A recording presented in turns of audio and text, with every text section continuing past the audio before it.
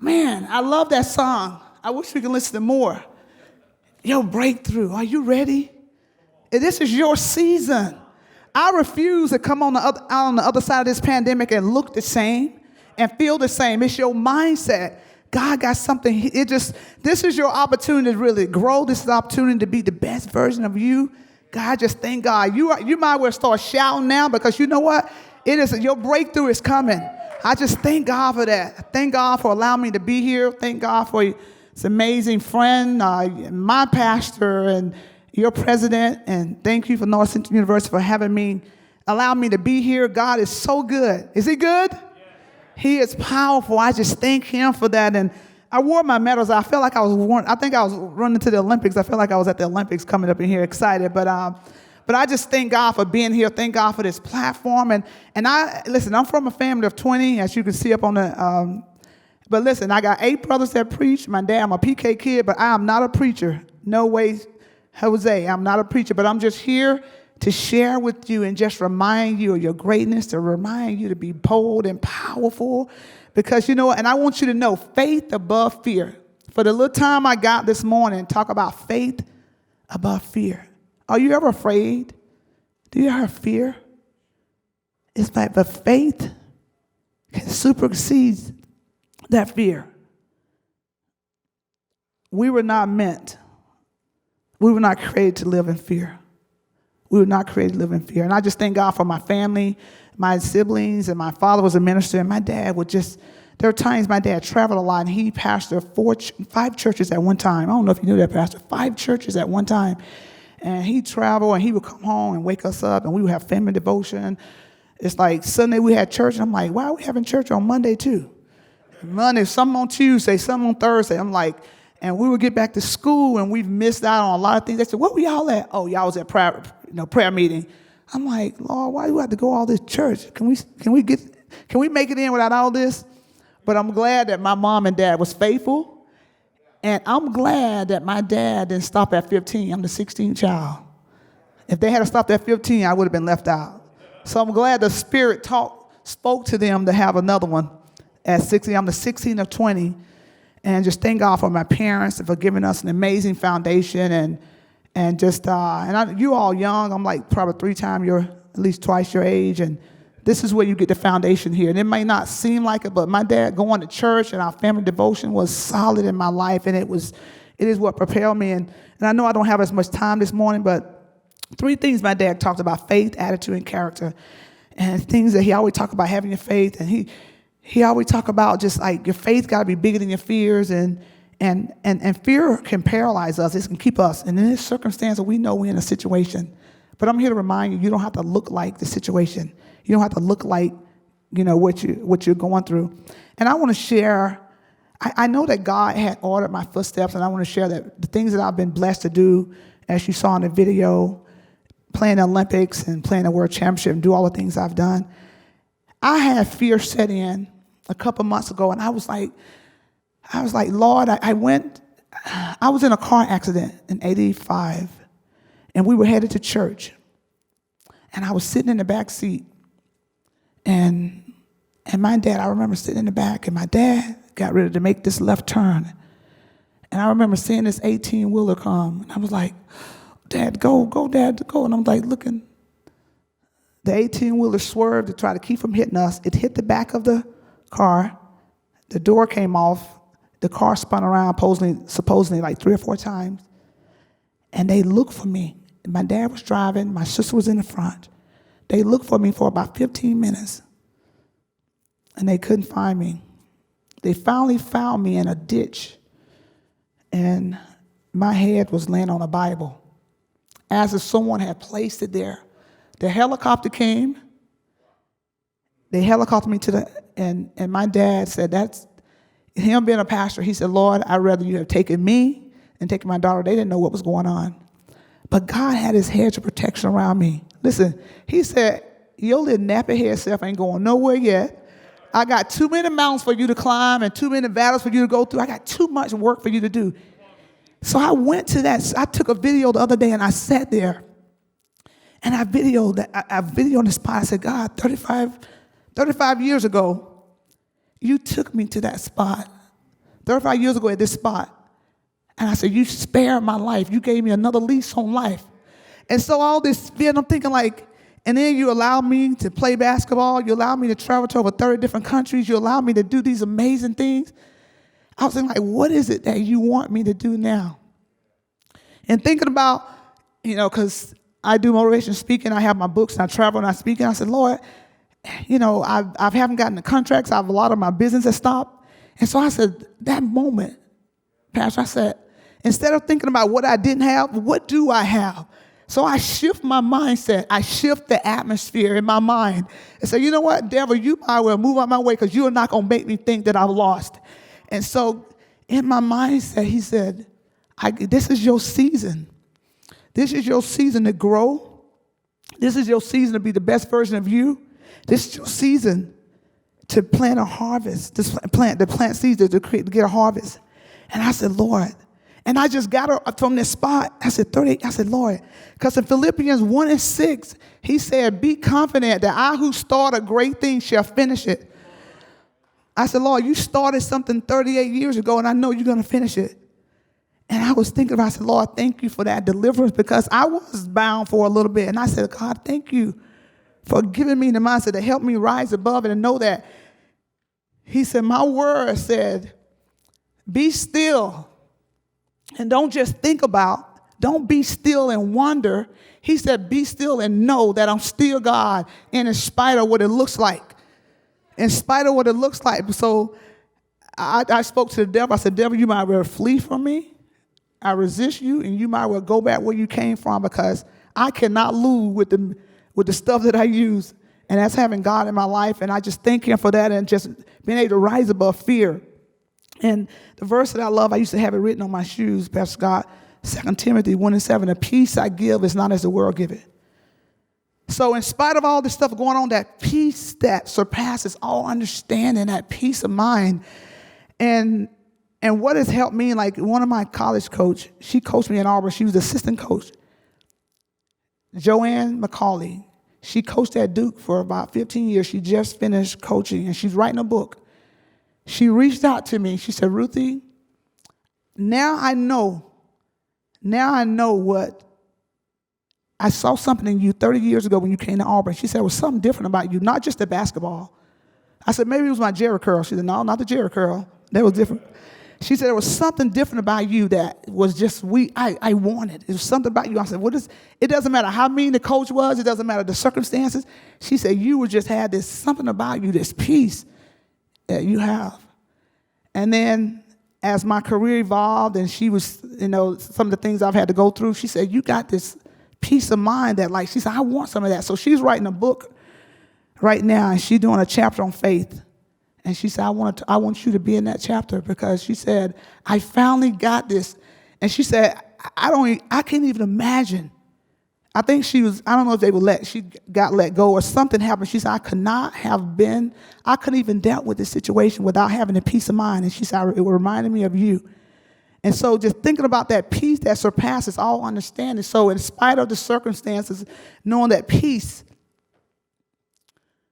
your peace of mind, in spite of that you can rise above. And I know this pandemic has created some fear, and it's created a situation where we feel like, we're uncertain. But God knows your name. He knows your name. He knows your name, and he is just not going to stand at the door and knock. He said, let me in, allowing God access to you. Go to the next slide. I think it's am I moving that? For God not give us a spirit of fear, but a sound mind. And fear sometimes paralyzes us, and it gets us. And like I said, you got to fight your way. And the thing about it, in this journey, we're not going to have every moment. We're going to have moments where the devil's going to try to get us off track. But when you realize that, how do you shift the atmosphere? How do you shift that moment? To whom much is given, much is required. And that's the reason why when I get tired, I feel like, I said, Lord, this is not about me. This ain't about Ruthie. This ain't about these gold medals. These are great. But the message is bigger. The purpose is bigger. The purpose precedes me. It's like going overseas to these different countries and working with these kids and just like, God, I said, Lord, thank you. I think back at that accident. I said, you gave me another lease on life. I owe it to you. I owe it to the next generation. Sometimes we get so caught up in self, or what about me, what about me? We said we deny ourselves when we accept Christ in our life. This is the time you let your purpose, and if you use your gift, and every one of you got some amazing gifts, your gifts will make room for you.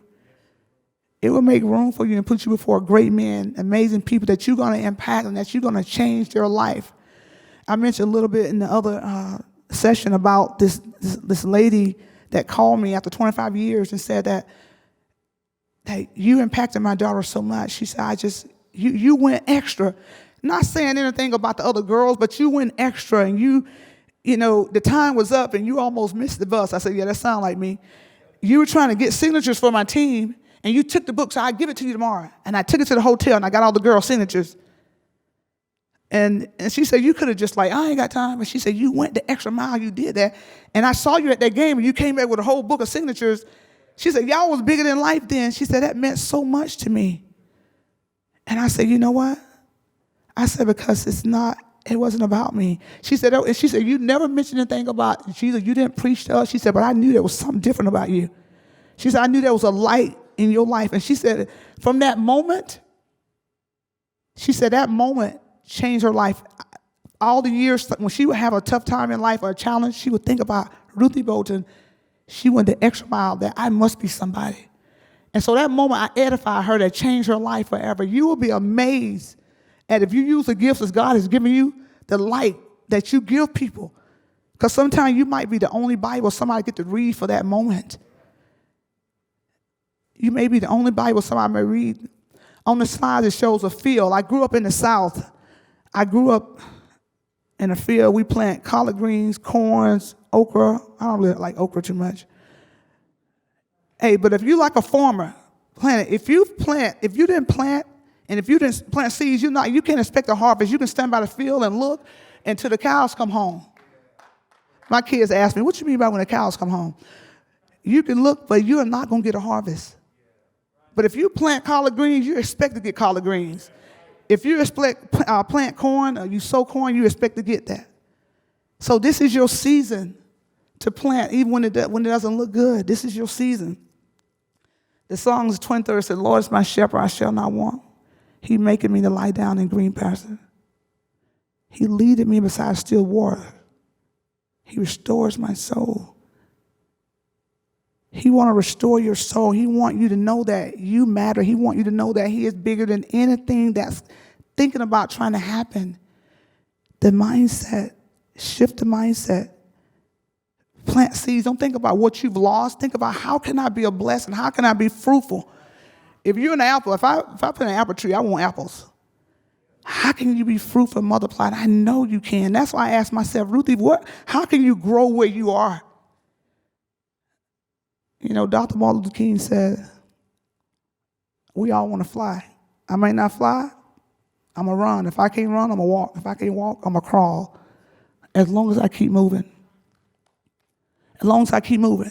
And another thing, too, he shared about, I know we all trying to go somewhere, and we all got, you got majors and things you want to do, and you might not be where you want to be. I think he used an example about sweeping streets, a street sweeper, one of the things I read on him. This guy wanted to be a doctor. Okay, right now you're sweeping streets. He said, you know what? During this time, sweep streets like Maya Angelou wrote poems. Sweep the streets like Beethoven wrote music. Sweep the streets like Pastor Scott preaches. You be the best street sweeper until it's your time for the next part of your life. But don't miss out on this opportunity to grow. Don't miss out on the opportunity to grow and plant and sow, because this is your season. Like that song said, you might want to shout right now, because your breakthrough. Cultivate the ground of your heart. Cultivate the ground of your heart. And you allow things to grow. But you can also, your ground cannot be, you can't plant, and you can't, it's not ready So how do you get your heart ready? Trusting God, knowing that not only who you are, but whose you are, and understanding that he's bigger than anything I will ever go through. If you got a heartbeat right now, if you're alive and you got a heartbeat, you know what, you got a chance. Don't make it think it's a miracle. We got to start looking for small miracles. We don't have to see something descending out of the sky. The miracles every day, like, God, you gave me a miracle. I woke up today. I'm thankful to you. I'm thanking you for giving me what you've given me. The woman with the issue of blood for 12 years, the faith, it's like a faith, having that faith. She said, if I can just touch, I don't need to give him a high five. If I can just touch the hem of his garment. If I can just touch the hem of his garment, I will be healed. My son was here this past summer. 9 years old, he got baptized downtown where George Floyd died. He said, Mommy, I want to get baptized, but do I have to get wet? I said, yeah, you'll get wet a little bit, but it's okay, we can dry you off. He said, okay. They dipped him in. He came up. They said, how do you feel? He said, I feel close to Jesus. He literally, he said, I feel so close. He said, Mommy, I feel like Jesus is talking to me. It was raining later that day. He said, it stopped raining because we prayed for it to start raining. He said, Mommy, it stopped raining because I got baptized. He was playing Nintendo with one of his friends the next day, and his friend beat him. He said, Mom, I think he beat me because when I was playing with him, I gave him a high five, and my shoulder touched him, and he beat me. He literally felt like he had powers. Like, it is just faith. His faith, he said, Mommy, he said, I think I'm better. I'm making better decisions now. He's 9 years old, and ironically, one of my friends that paints said right after, he said, I want your son to be Jesus at 8. So I said, Christopher, I said, Danny from the Bay Area want to paint you as a little Jesus. He said, oh, for real? Like Jesus? He said, oh my goodness. He said, wow. And he saw the Son of God, the movie. He said, I want to see Jesus. I want to meet him. He's so cool. So the power of faith, is amazing. So once you start shifting your mindset and you start shifting the way you think and your belief system, you will be amazed. I want to read something real quick if I can find it. What's the next slide I have? I'm almost done. I think that may be the last one. Giving God access to you. I want to share real quick about that. Allow God access to your heart. There's a song that, I don't know if y'all know Troy Sneed, and unfortunately he passed away from the virus, but he was singing a song. He had a song. Jesus, I love you. Jesus, I love you. Oh my. And you are welcome in. You welcome in this place. I'm lost without you. Can't do nothing without you, oh my. And you are welcome in. You welcome in this place. Let me just say it one more time. In spite of my setbacks, in spite of myself, Jesus, I love you. Allow God access to your heart. Jesus, I love you. You welcome in my heart. In spite of circumstances, I welcome you in my heart. You are welcome in. You welcome in my heart. I challenge you. In spite of all of this chaos, I challenge you to allow God to penetrate your heart every morning, every day. This is your season. This is your time for a breakthrough. You are powerful. You are mighty. I know my time is up, but Jesus, I love you. Hallelujah. Jesus, I love you. Oh my. God, you're welcome. And you are welcome in. You're welcome in this place. He is waiting. He is knocking at the door. He loves you. He celebrates you. He called you his friend. Thank you, Jesus. He welcomes you. I love you. Thank you. God bless you. Thank you, Jesus.